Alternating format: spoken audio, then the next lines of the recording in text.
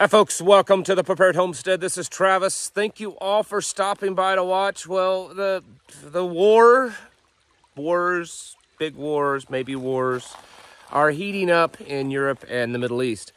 A lot of stuff. I mean, it's every day. There's multiple things now that are happening that is pushing things very close to the brink of war. I mean, there already obviously is a war between Russia and Ukraine, but I'm speaking of a much broader, wide-scale war there. And then also, of course, a war between Iran and Israel that will most definitely bring the United States and Russia and other groups into that. But yeah, it's starting to heat up there. There's been a lot of big talk in the last few days about Ukraine being part of NATO. In fact, Secretary of State Antony Blinken yesterday stated that, yes, in fact, that Ukraine will become part of NATO. Not necessarily giving a timeline, but just saying definitely it will happen. Regardless if that's tomorrow or 10 years from now, that's in very, very clear violation of the original treaties and agreements with NATO, and is one of the major reasons why Russia did a preemptive attack into Ukraine, because they knew that was where it was headed, was to make Ukraine part of NATO right on the border. So, of course, that's going to just escalate things, and it's certainly not going to, I guess, convince the Russians to calm this down or to seek peace. Things in Israel are heating up continually. Yesterday, Israel announced that they have intelligence that indicates that Iran plans on attacking Israel today. That there's, they believe, several modes of attack, different missile systems and drones, although they're not sure of the exact targets, or at least they're not saying. They do believe that it's going to happen today. They've recalled ambassadors from 28 different nations, and large swaths of their population are being told to seek shelter, get into bunkers. There's video and imagery of mass purchasing of stuff in Israel, people going to the stores and buying everything up because they believe they're on the brink of war. And you would think that,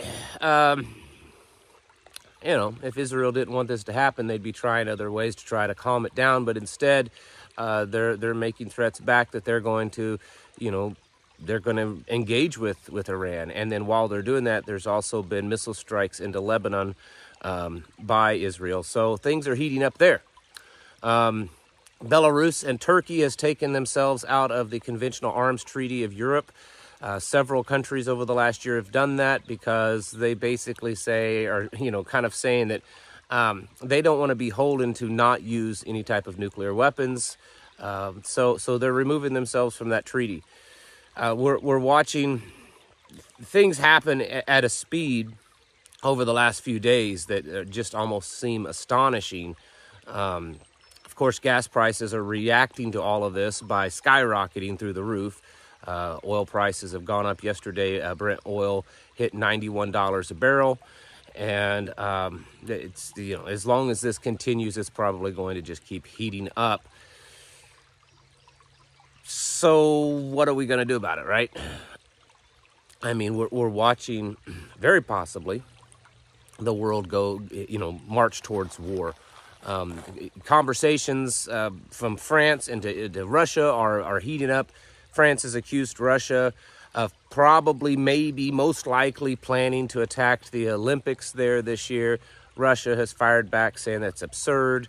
There's stuff here at the home front. We can't forget that. You got this bird flu flying around, pun intended. That's, it's spreading. It's now in like 7 states, in cattle in 7 states. They're finding dead cats all over the place. It has been transmitted to at least one human in Texas. And the question is at what point will it become fully transmissible into humans? Scientists yesterday were saying that if this does happen, if the H5N1, makes the jump from animals to humans and then humans to humans quickly or easily, that this will be 100 times worse than coronavirus. That's what they're saying, 100 times worse. They're saying that up to 50% of the people that contract it could die. I mean, sounds like the similar type of hype that we heard 4 years ago, right? And maybe it's real this time. Maybe this one is far more deadly than the other.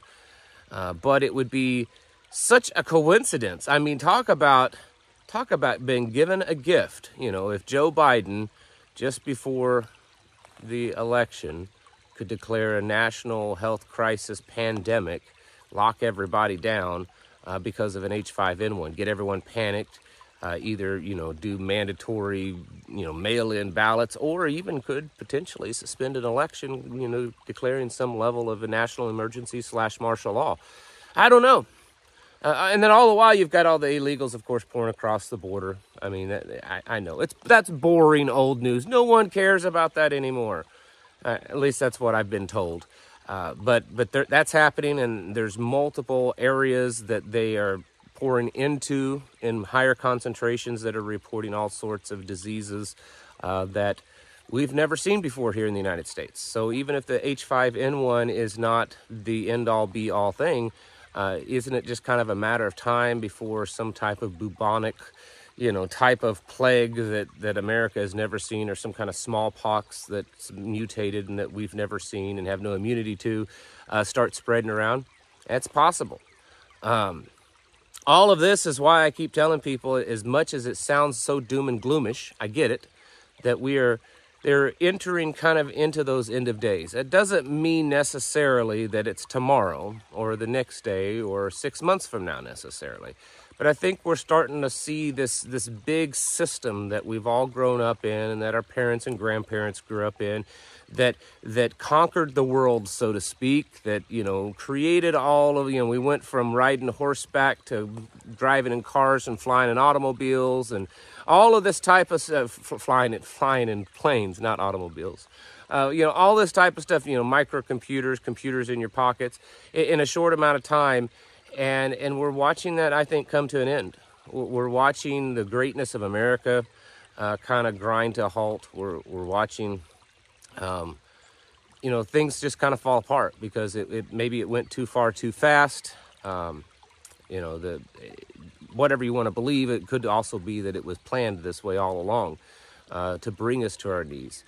And I think that's what we're watching happening. And I don't know that we know exactly when and it's going to happen, but I'd say it's sooner than later, especially when you look at the globalist plans to, have their final takeover at least by 2030, which is not that far away. You're talking 6 years, less than 6 years. So I think that's what we're seeing with a lot of this stuff, is we're watching a great, civilization level catastrophe happen right before our eyes. And how bad is it going to be? I don't know. I suspect it's probably going to be a lot worse than most people think, or that experts would admit to. And that's why we have, and that's based on history simply alone, based on what we've gone through as humanity before, and the fact that we have a society that is so weak and so incapable of taking care of itself, and so hyper dependent upon a system that is very rapidly failing. And that's why we have to prepare for that.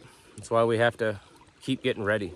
You shouldn't be afraid necessarily. I mean, a little trepidation, a small amount, a dose of fear is, I guess, a healthy thing, but certainly don't allow it to consume you. Don't allow it to prevent you from living life, and don't allow it to cause you to just become paralyzed. I know that many of you, because you've reached out to me, you're probably sitting there saying, well, I don't have the money. I don't have the money to be as prepared as I want to be. I don't live in the land that I want to live in. I don't have the physical ability. I'm old or disabled, or I'm a single mom with kids, or whatever the reason is. I hear that from you. And I know that there's several of you that think that, and that feel that maybe fear is the only option that you have. That you're not some former Green Beret living on 100 acres out in the wilderness that can, do every kind of survival thing that there is. For those of you that may fall into that, I'm here to tell you that you too, you can make it. It's survivable.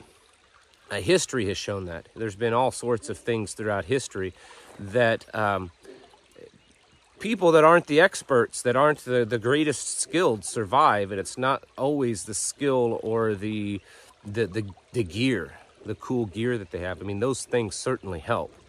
A lot of times it's just that mental, that determination to survive. And I think that's a huge thing that we have to have, is that sheer determination that we're going to make through it. And then also the faith in God, and that He and His Son Yeshua will protect us, and that we will, that we have to do our part. We have to, go as far as we can physically and to take care of ourselves, and then He will take care of the rest. And I think if we do those things on top of as much preparations physically as we can, I think that a lot of us will fare pretty well. That's not to say that there's going to be a lot of hurt and heartache and destruction and loss, but I think those that are just determined to make it through will have a greater chance. So don't give up just because, well, I'm not the most capable person of doing this. We are living in hard times, okay? We've been ruled by weak men for far too long. And now we're facing the consequences of that, which is really hard times. And I think there's a lot more hard times to come before we hit that rock bottom, to where maybe, just maybe, the strong men rise up and start, leading us to, through the hard times.